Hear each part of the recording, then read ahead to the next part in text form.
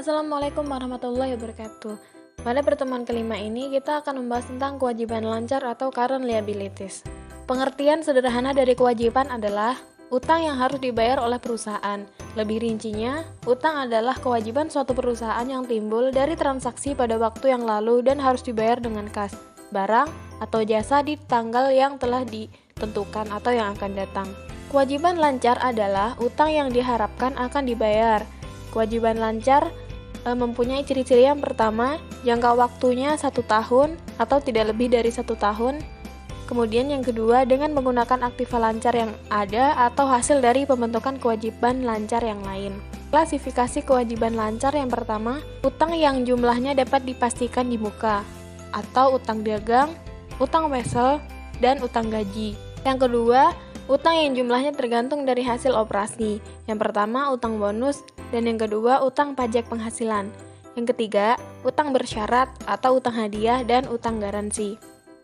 Utang dagang merupakan utang yang timbul dari operasi perusahaan yang berkelanjutan mencakup akuisisi barang dagangan, bahan perlengkapan, dan jasa yang digunakan dalam produksi serta penjualan barang atau jasa. Utang wesel merupakan utang yang diperkuat dengan perjanjian tertulis di antara kedua belah pihak. Utang wesel dapat diklasifikasikan kedua jenis, yaitu yang pertama utang wesel berbunga dan utang wesel tidak berbunga. Utang wesel berbunga merupakan yang menetapkan adanya suatu suku bunga dan debitor akan menerima kas, aktiva lain atau jasa dan membayar kembali jumlah nominal wesel tersebut dengan ditambah bunga pada suku bunga yang ditetapkan terhadap satu atau lebih tanggal bunga. Yang kedua, utang wesel tidak berbunga. Utang wesel tanpa bunga tidak secara nyata menunjukkan adanya penetapan bunga meskipun sebenarnya memuat adanya bunga. Kas yang diterima dari wesel bayar adalah nilai yang didiskontokan pada jumlah nominal dengan menggunakan suku bunga efektif. Berikut ada contoh wesel berbunga. Bank A menyetujui untuk memberi pinjaman sebesar 100 juta pada tanggal 1 Oktober 2012. Untuk itu, bank meminta kepada Toko Yogya untuk menandatangani sebuah promise dengan bunga 12% dan berjangka waktu 4 bulan. Maka diminta jurnal yang dibuat Toko Yogya untuk mencatat yang pertama, penerimaan pinjaman uang 1 Oktober 2012, yang kedua, pengakuan bunga 31 Desember 2012, dan yang ketiga, pelunasan utang wesel.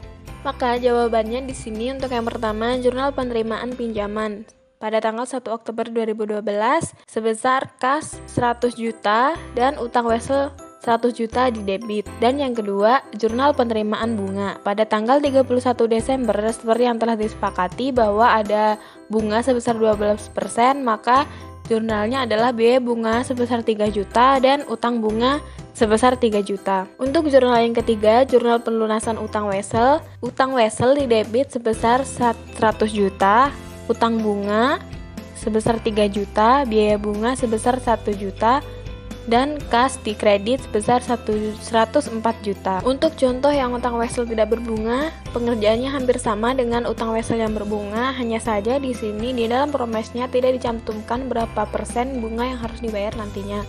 Namun, di sini dalam promesnya disebutkan bahwa nilai nominal yang harus dibayarkan dalam 4 bulan ke depan adalah 104 juta. Dalam utang wesel tidak berbunga, nilai nominal 4 jutanya ini disebut dengan diskonto utang wesel, maka jurnalnya dapat dilihat sebagai berikut. Kemudian utang bersyarat. Utang bersyarat merupakan utang yang sampai pada tanggal neraca masih belum pasti apakah akan menjadi kewajiban atau tidak. Kewajiban termasuk hutang bersyarat meliputi yang pertama, utang yang timbul dari sengketa hukum. Yang kedua, utang garansi. Yang ketiga, piutang wesel yang didiskontokan dan piutang yang dijaminkan. Yang keempat, pajak kurang bayar yang jumlahnya belum pasti. Dan yang terakhir, jaminan yang diberikan terhadap penurunan lain nilai barang yang dijual. Berikut contoh untuk utang garansi. Sebuah perusahaan menjual produk seharga 75 juta dengan garansi 30 bulan pada tanggal 1 Januari 2013. Dengan pengalaman sebelumnya menunjukkan rata-rata biaya untuk memperbaiki kerusakan adalah 5% dari harga jual dalam masa garansi. Jurnal mencatat estimasi biaya. Yang pertama, tanggal 1 Januari 2013, biaya garansi sebesar 3.750.000. dan utang garansi sebesar 3.750.000. Kemudian pada tanggal 31 Maret 2013, pelanggan mengklaim garansi senilai 1.500.000. Jurnal yang diperlukan adalah utang garansi sebesar 1.500.000 dan barang habis pakai sebesar 1.500.000. Itulah tadi materi tentang kewajiban lancar. Saya akhiri, wassalamualaikum warahmatullahi wabarakatuh.